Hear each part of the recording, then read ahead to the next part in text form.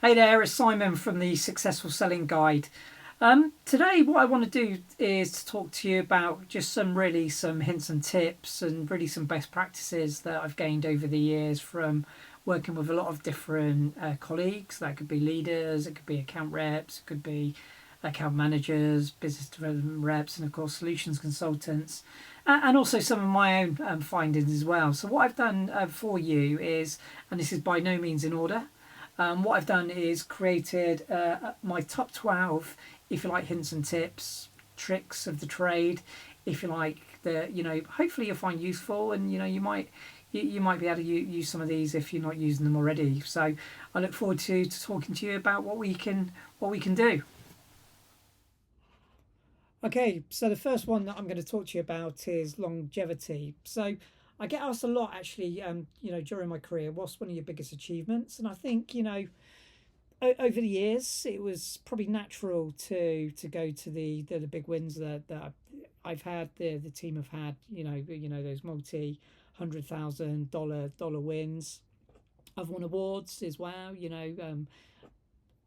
SE of the quarter, SE of the years. These are all really proud achievements. But I think as I've gone on in my career, I've started to look at things slightly different now. With sales, it's slightly dog eat dog. It can be quite a volatile environment to be in. So it can be quite a short career. So I think actually longevity is probably one of my biggest achievements. I've really spent my career at two companies as senior solutions consultant, senior solutions consultant, team leader roles, and I think for me that's a really proud point. And what it also does as well is it allows you to grow with the company, it allows you to learn, and it really allows you to become that subject matter expert as you grow. So that could be based on industries, it could be based on use cases, it could be based on the typical markets that we don't do well in. So you can really become an advisor to the sales team and also the sales org, and also of course those customers and prospects as well. So yeah, I think for me longevity is a really big one. If I move on, credibility. Now, this is something that came up a lot of years ago in a sales training, and it really stuck with me. So one of the trainers mentioned that credibility is key actually when you're talking to customers, when you're talking to prospects, because what they want to know is feel assured that actually what you're talking about. So it can really help you build trust with your customers and prospects. So there's a lot of different ways that credibility can be built. It can be built by you working with similar customers to that customer or prospect. It could be similar industries.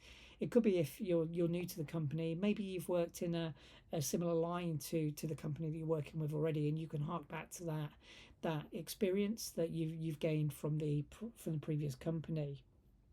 So yeah, if you've sold similar product solutions, maybe you've had similar customers succeed. It doesn't have to be based on a project, it could be based on a pain point that you've had in the past that you helped that customer to succeed with.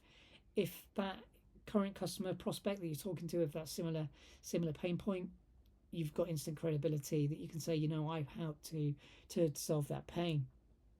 Now, what also helps is experience. So as you get longer into your career, you can really lean on that from a credibility point of view, in terms of helping a lot of customers, helping them succeed, driving the end goal of solving those business problems, reducing pain, reducing impact, and improving ROI. Again, hopefully that'll give you a foot in the door in terms of credibility.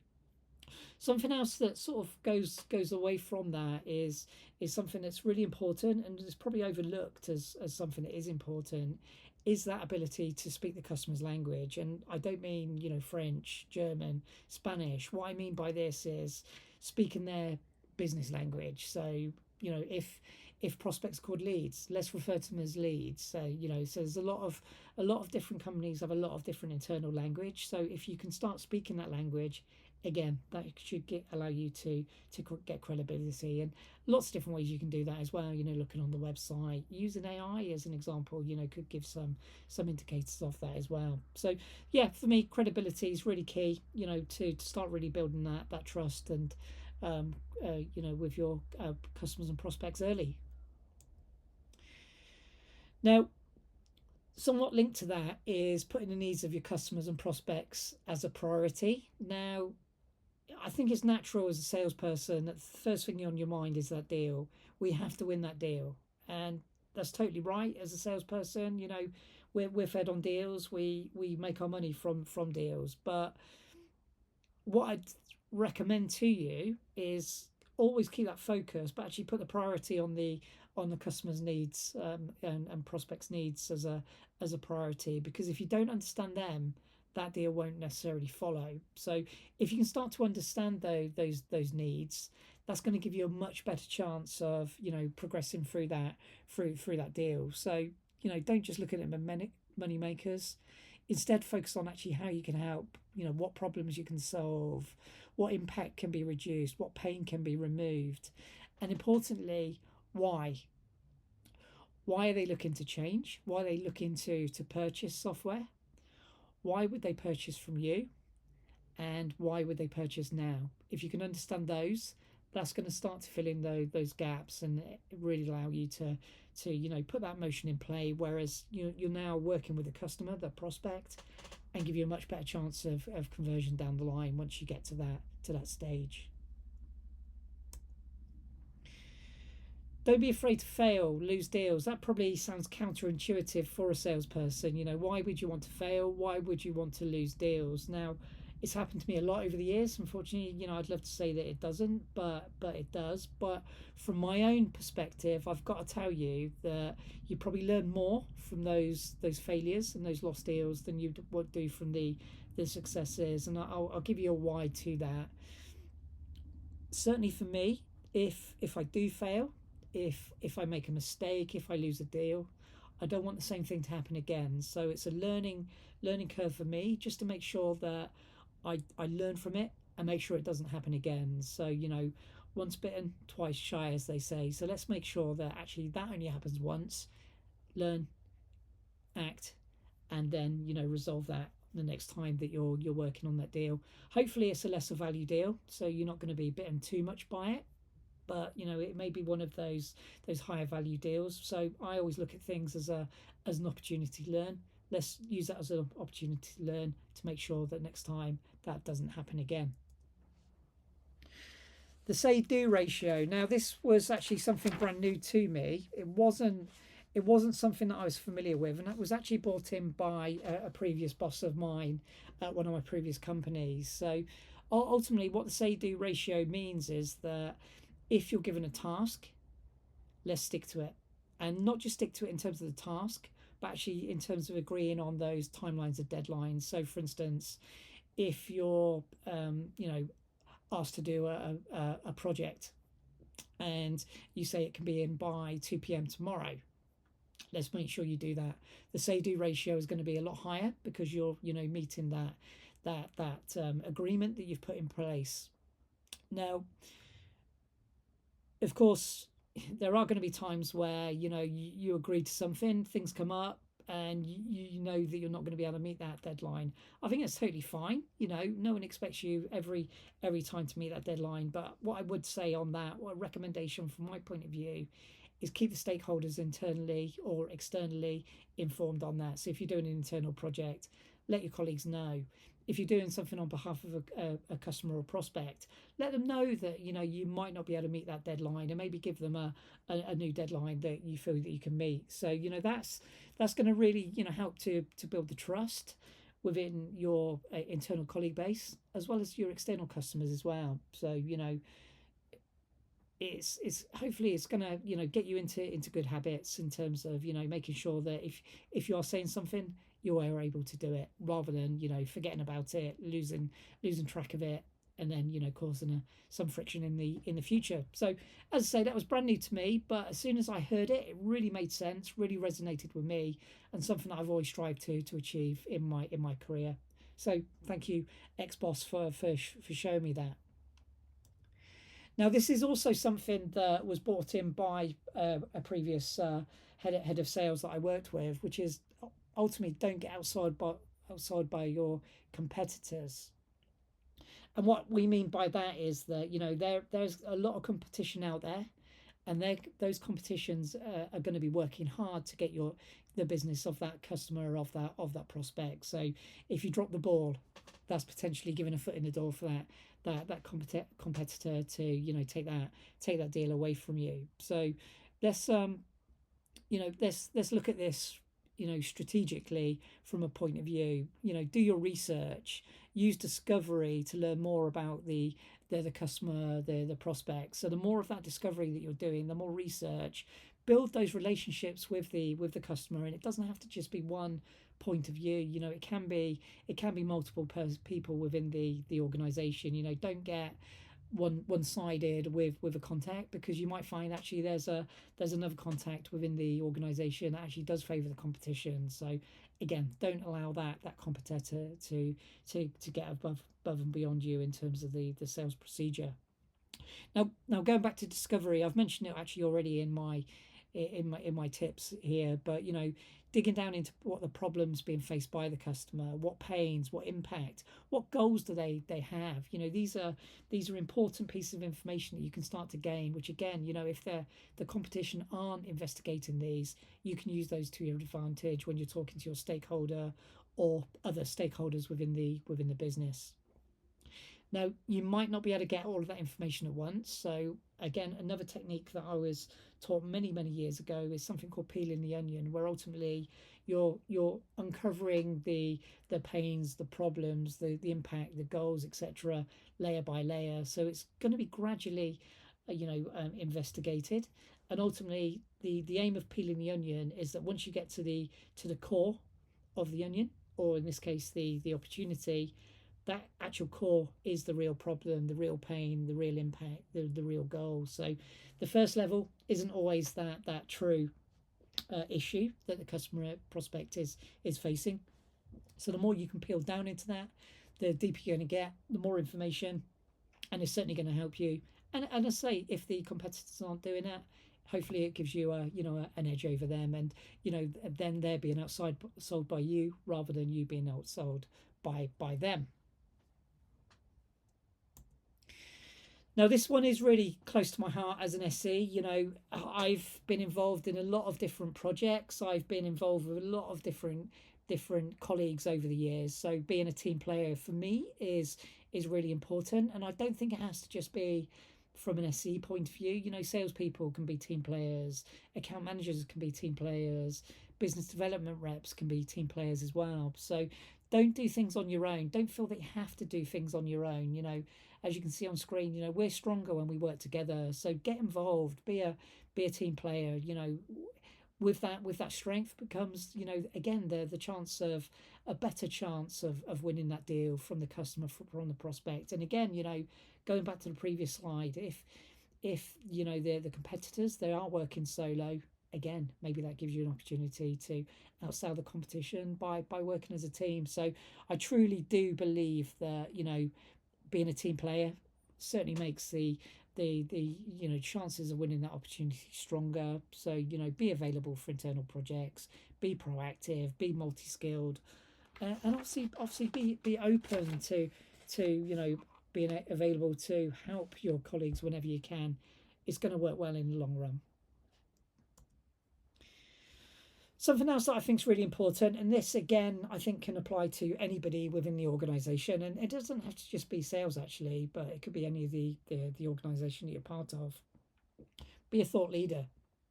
Share your knowledge with others and help their knowledge grow. So this could be a tiny little group that you're sharing with. It could be an internal group of just a couple of colleagues. If you know it, share it. Don't assume that your colleagues know that information. So if it's important to you, it could well be important to them as well. So do share it. If you're brave enough, look outside of the organisation. There are plenty of organisations, plenty of webinars, etc., that go on that offer public speaking. If you're passionate about the subject that you've got the knowledge of, speak out there as well. And this could be a win-win for you, because getting your name out there as someone that knows their stuff, potentially, you're also opening up opportunities for those customers and prospects that maybe you haven't met before. Once they hear that your stuff, let's get them flooding in, and those opportunities growing on the back of that. So definitely worth bearing in mind. And if you feel confident, definitely do it. Always be discovering. Now, I touched upon this a couple of slides ago when I was speaking about the outselling by the competition. Discovery for me is crucial during the sales process. Contrary to belief, discovery doesn't just happen before you jump on a demo. Discovery can happen anytime during the sales stages. So just an example, if I'm not joining a salesperson on a discovery call, I'll always do a mini discovery, prior to the start of any demos that I'm running. Afterwards, you're not going to have answers to everything. If we go back to the peeling of the onion, very unlikely that you're going to get answers to all of that information in discovery and potentially in the demo. So there'll definitely be, blind spots that you're looking to answer. Let's use that relationship that you've built now with the customer, with the prospect, to start filling in those blanks. And again, if you're doing it and the competition aren't, then hopefully it gives you that foot in the door that the competition don't.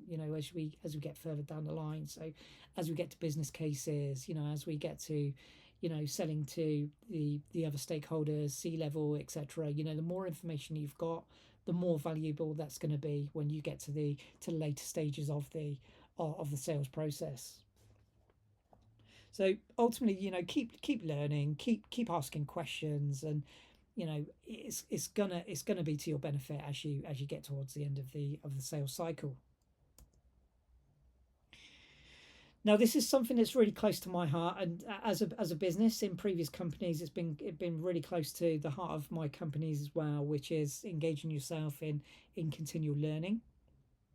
I think it's really important that you keep yourself evolving and learning, because sales is an ever evolving department role. So if you're not keeping up with new techniques, strategies, etc., you're setting yourself up for failure. And again, that could allow the competitors to get past you. So I'd certainly recommend being open, and that could be trainings via your individual team members. It could be regional training, it could be company training. Lots of those available. You can of course do your own training as well. There's lots of different resources out there, obviously YouTube being one of them, where you can start to learn different sales techniques, etc. There's LinkedIn Learning as an example. AI again is a great one for learning. If you've got a question, type it into AI. I'm sure you're going to get a lot of useful feedback from AI in terms of helping you to expand your knowledge. So yeah, definitely, I'd definitely advise stay open to learning. You've never learned everything. There's always ways to expand that out. And just to finish off, if you're interested, I've done multiple sales trainings over the years. Some of them have been awesome. Sandler selling system, Challenger sales training as an example, Demo to Win. These are sales trainings, but they're also books, etc., that you can read as well. So if you're a solutions consultant, the art of the technical sale for SEs is really good as well, and really gives you a good insight into what to expect from a buyer and what to expect from your own point of view as well.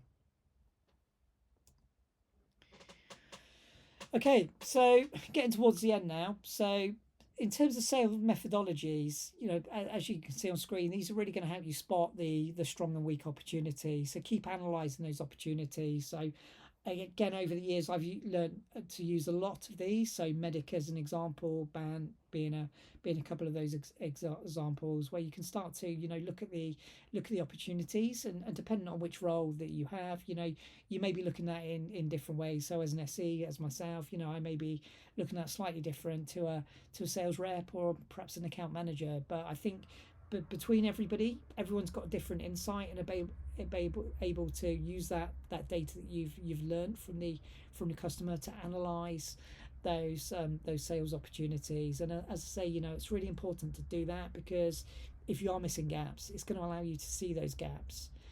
If you've got strengths, it's going to highlight those strengths. If there are weaknesses, you're going to be able to see that. Maybe is it a deal that maybe you walk away from? There's no shame in walking away from a deal. You probably want to find that out early rather than wasting too much time on that. So if you can qualify out early.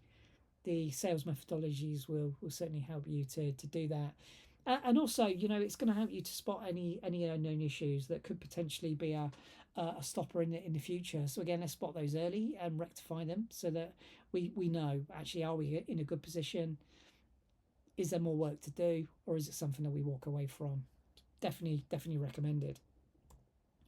Now, this one may fill you with dread if you are using the CRM, but again, something that I was taught from a very, very early stage in my career is treat the CRM as your sales Bible. If it's not in the CRM, it doesn't exist. So making sure that, all of your leads, all of your contacts are updated, making sure that opportunities are recorded, opportunity data is recorded within the CRM. These are super important to do in terms of creation, but also in terms of maintenance as well. Once you've added that data, make sure that you're constantly updating it, because in 3 months' time, if you've forgotten about that opportunity and you're just about to have another conversation with the customer or prospect, that information is going to be gold dust to you in terms of helping to refresh your memory. Also keep in mind that there might be other stakeholders that get involved in the opportunity that maybe don't have as regular contact with that customer, the prospect. And again, I use myself as an example of that. From time to time, I might be pulled into the deal, so I don't have that regular contact. So for me, looking at the CRM is crucial, so that I can see any emails that have been sent. I can see any notes against the opportunity, as an example. If you're using any recording software, that's also really useful, so that we can start to review those as well. But certainly in terms of the CRM, super important to make sure that you are keeping that updated. It's going to be a benefit to you in the future. It's going to be a benefit to everybody in the future as well. And I know it can be a bit of a headache, when you're balancing. What I always used to do is block out half an hour at the end of each day, just to make sure that my notes can be added into the CRM if I've not had a chance to add those actually during the day. So always making sure that everything was as up to date as possible. Okay, doke. So that is my 12 hints and tips that I'd provide to you. As I've not done that in any particular order. I'm sure I've missed some. There's always more that I could list, but certainly those are the big ones that sprang to mind. So I hope that you found it useful. If you've got any questions, if you've got any comments about any of the points that I've raised, if you'd like to discuss any of them, just ping me a message, add a comment, and more than happy to discuss them with you. And of course, if you've got any hints and tips that you feel would be good to go in there as well, again, add them to the comments. I'm sure the followers of the channel would love to see those as well, just to get an idea of actually what is available to them, what they can use to help them be successful as in their sales career. So thanks very much for listening to the recording today, and that just leaves me to say happy selling.